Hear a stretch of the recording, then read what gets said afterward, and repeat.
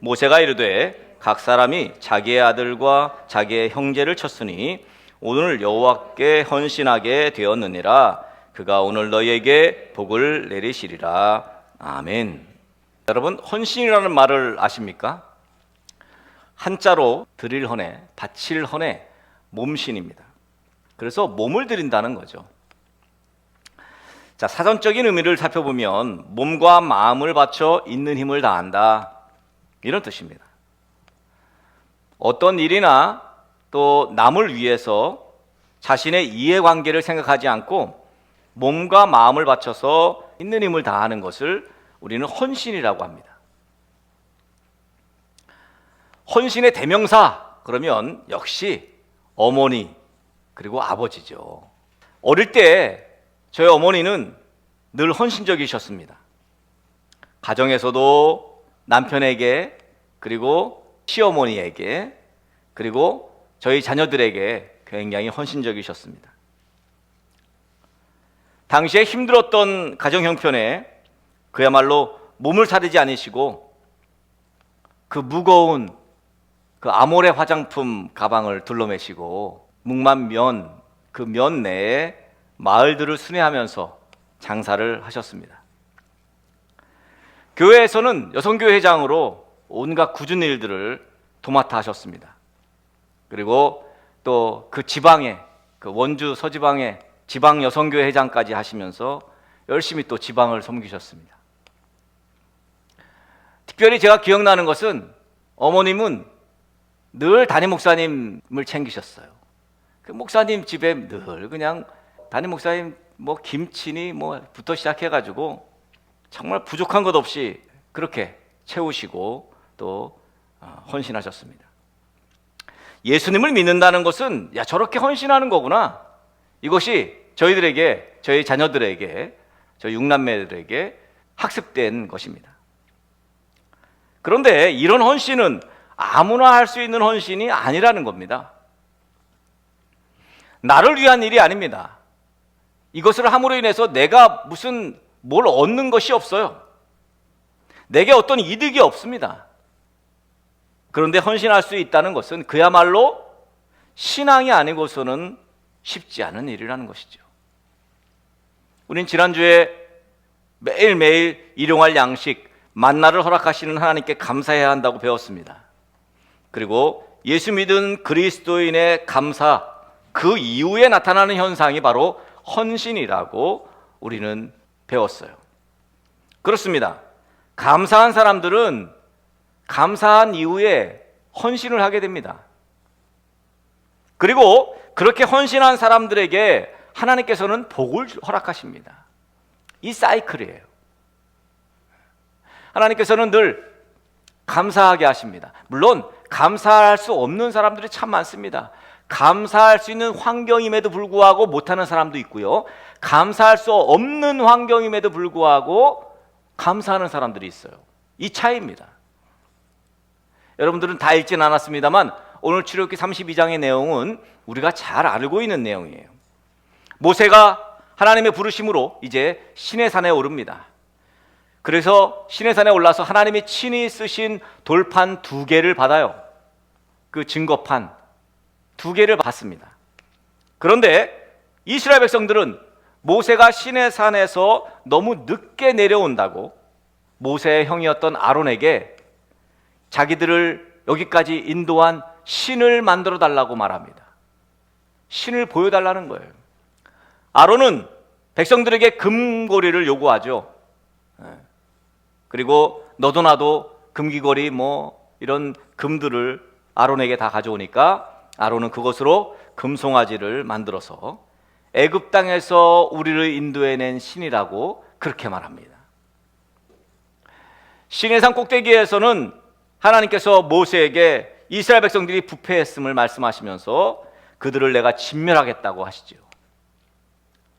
그러면서 모세에게 내려가라고 말합니다. 사실은 모세가 시내산에 그렇게 대단히 오래 있었겠습니까? 이스라엘 백성들이 느끼기에 모세가 시내산에 갔는데 뭐 거기를 왜 갔는지, 그곳에 가서 무슨 일이 일어나고 있는지, 또 자기들에게 어떤 유익이 있을 것인지 뭐 이런 건 기대하고 생각하지 않은 채 그저 불평하고 불만했던 사람들이죠. 그렇게 만나와 메추라기를 통해서 하나님이 공급하시는데도 불구하고 그 광야에서의 삶에서 구름 기둥과 불 기둥을 통해서 하나님이 역사하심에도 불구하고 그들은 어떻게 하면 불만거리, 어떻게 하면 불평거리들을 만들어낼까 고심하는 사람들처럼, 우리 같지 않습니까? 이 땅에 살고 있는 사람들 같지 않아요? 어떻게 하면 하나님 원망할 거리를 만들까? 어떻게 하면 하나님 앞에 불평할 거리를 만들까? 어떻게 하면 교회에 불평할 거리를 만들까? 원망할 거리를 만들까? 그런 것에만 몰두하는 사람들인 것 같아요. 모세는 하나님께서 내려가라 하셔서 내려옵니다. 물론 그 사이에 하나님을 설득하는 과정이 물론 있었습니다. 내려와서 보니 이스라엘 백성들이 금송아지와 함께 춤을 추고 있는 거예요. 얼마나 화가 났겠습니까? 모세는 하나님께서 주신 그 증거판, 돌판을 집어던져 깨트립니다. 화가 난 모세에게 아론은 백성들을 핑계 삼으면서, 백성들이 금을 가지고 나한테 나왔는데 내가 그 금을 그냥 불에 던졌더니 송아지가 딱 됐다. 말도 안 되는 소리를 합니다. 자, 25절부터 26절. 모세가 본즉 백성이 방자하니 이는 아론이 그들을 방자하게 하여 원수에게 조롱거리가 되게 하였습니다. 이에 모세가 집 문에 서서 이르되 누구든지 여호와의 편에 있는 자는 내게로 나오라 하매 레위 자손이 다 모여 그에게로 가는지라. 모세는 하나님 편에 있는 사람들을 찾습니다. 하나님 편에 있는 사람들을 찾아요. 그 중에도, 이 와중에도 하나님 편에 있는 사람을 찾습니다. 여기에서 하나님 나라에 헌신하는 사람들의 특징이 나오죠. 무엇입니까? 하나님 편에 있는 사람들이요. 하나님 편에 있는 사람들 누굽니까? 레위 사람들이 나옵니다. 모세에게로 나옵니다. 모세는 그 레위 사람들에게 명령하죠. 27절을 보세요. 다 같이 읽어봅시다. 27절을. 모세가 그들에게 이르되 이스라엘의 하나님 여호와께서 이렇게 말씀하시기를 너희는 각각 허리에 칼을 차고 진 이 문에서 저 문까지 왕래하며 각 사람이 그 형제를, 각 사람이 자기의 친구를, 각 사람이 자기의 이웃을 죽이라 하셨느니라. 지금 하나님 편에 있는 레위 사람들에게 이스라엘 백성들을 진멸하라고 말씀하는 거예요. 지금 누굴 그 친구를, 그 가족을, 또 그 이웃을. 굉장히 잔인한 명령을 하십니다. 레위 자손들의 형제요, 그들의 친구요, 그들의 이웃들을 처참하게 죽여야 하는 고통스러운 명령을 지금 내리고 있는 거예요, 모세가. 우리가 오늘 부른 찬송의 가사에 동일한 가사가 나오죠. 다 이해할 수 없을지라도 감사하며 날마다 순종하며 주 따르오리라. 이해를 못해요? 이해할 수 없는 일들이 얼마나 많은데, 정말 이해할 수 없는 일이 많죠. 모세는 레위 자손들에게 너의 친구들, 너의 가족들, 너의 이웃들을 오며 가며 칼을 들고 다 진멸하라는 거예요. 레위 자손은 모세의 말에 순종합니다. 이해할 수 없지만. 그래서 몇 명이 죽어요? 3,000명이 죽습니다. 그렇게 해서 이스라엘 백성들 3,000명이 죽어요. 그러자 모세는 오늘 본문의 말씀을 하고 있어요. 뭐라고?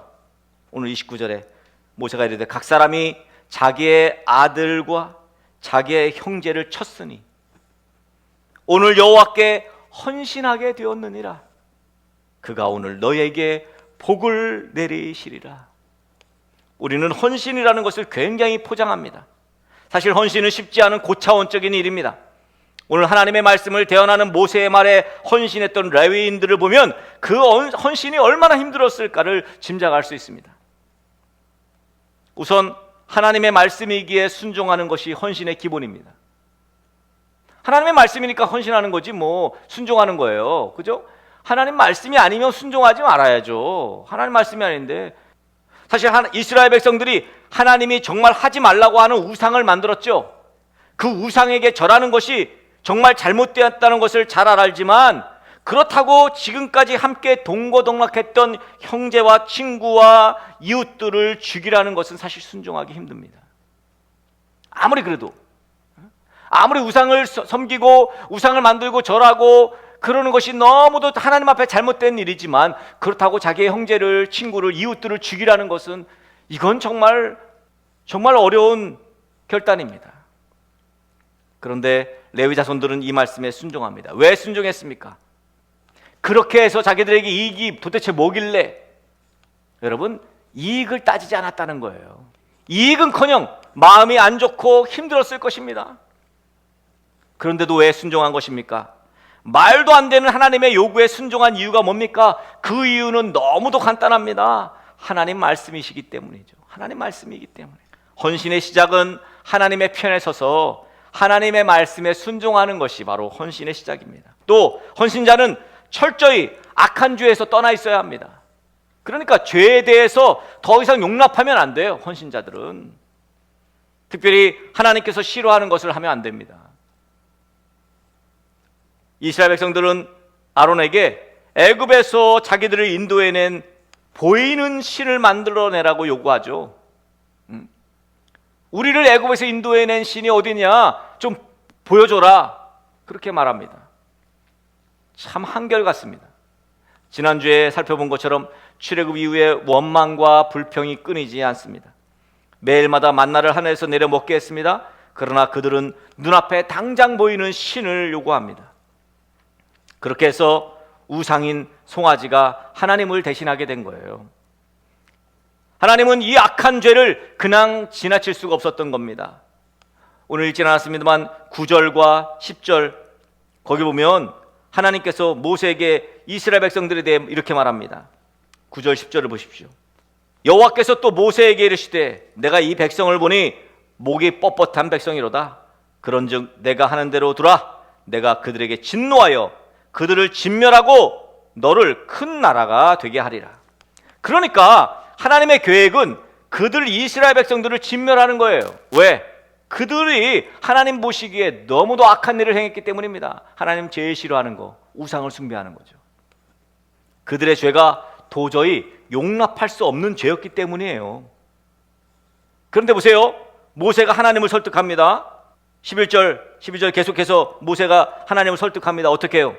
하나님의 크신 권능과 강하신 손으로 애굽 땅에서 인도해내신 이스라엘 백성을 왜 진멸하십니까? 하나님, 애굽 사람들이 이 말을 들으면, 그 애굽 사람들이 하나님이 자신의 백성들을 진멸했다는 얘기를 들으면 하나님이 그 백성들을 산에서 죽이고 지면에서 진멸하려고 인도해내었다고 하면서 조롱할 것입니다.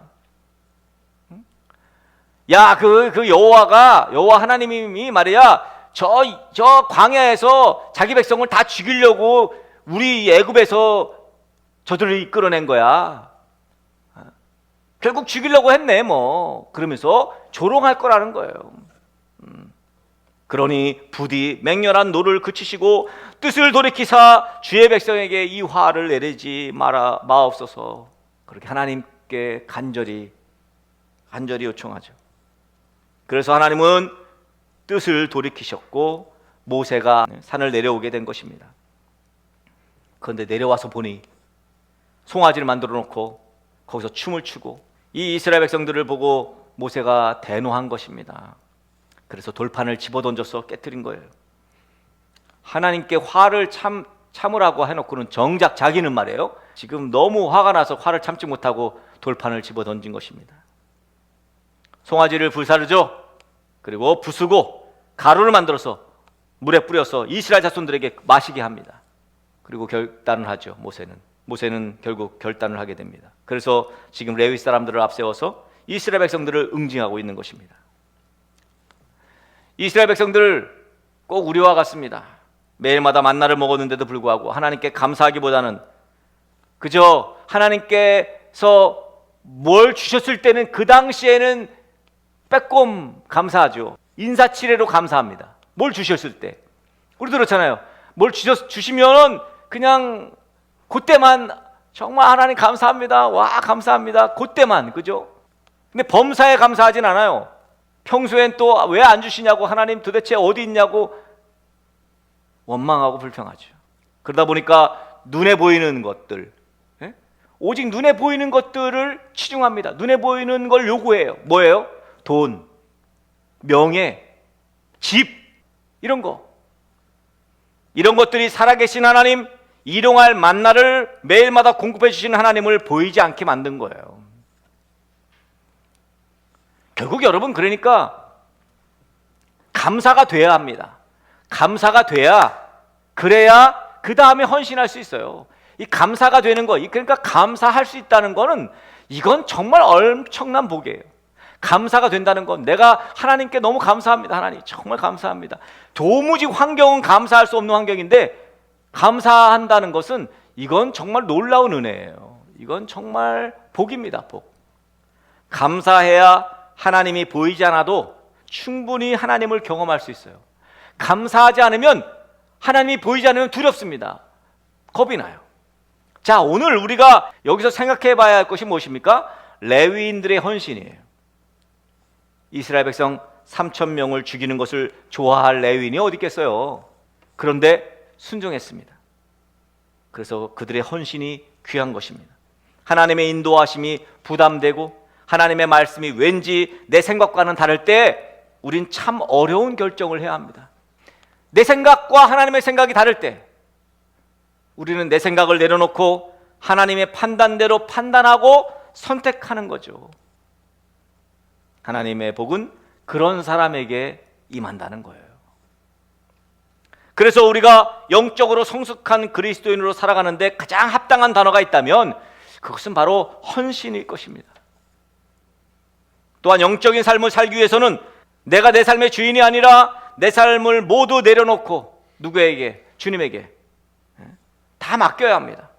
그럴 때 주님께서 우리의 인생에 복된 인생으로 우리의 인생을 책임져 주신다는 거죠. 우리는 하나님 앞에서 주님, 내 모든 걸 당신께 맡깁니다. 내가 분명히 고백했는데도 불구하고 늘 뒤돌아서 삶을 살아가다 보면 하나님께 하나도 안 맡기는, 내 힘, 내 능력, 그렇게 살아보려고 애쓰고 노력하고 있는 모습을 종종 보죠. 우리는 그러한 삶에서는 헌신의 삶을 살아갈 수가 없습니다. 하나님께서 우리 자신을 그분께 헌신하라는 것은 하나님이 그만큼 자신 있다는 거예요. 왜? 내가 너희들의 모든 값을 다 치렀다. 그러니 너희는 헌신하라는 거야. 하나님은 그게 자신 있었다는 거예요. 누구를? 예수를 우리의 삶의 값으로, 예수를 통해서 값을 다 치르신 거예요. 이미 우리를 십자가 피값으로 우리를 사신 거예요. 값으로 산다는 것은 우리에 대한 소유권을 획득했다는 거예요. 하나님이 우리를 소유했다는 거예요. 소유권을 획득한 거예요. 예수 그리스도의 십자가의 피값으로. 그러니까 니네는 나를 위해 헌신해야 돼. 하나님 왜? 그러면 내가 너희를 예수의 피값으로 샀어. 당연히 너희는 나에게 헌신해야지.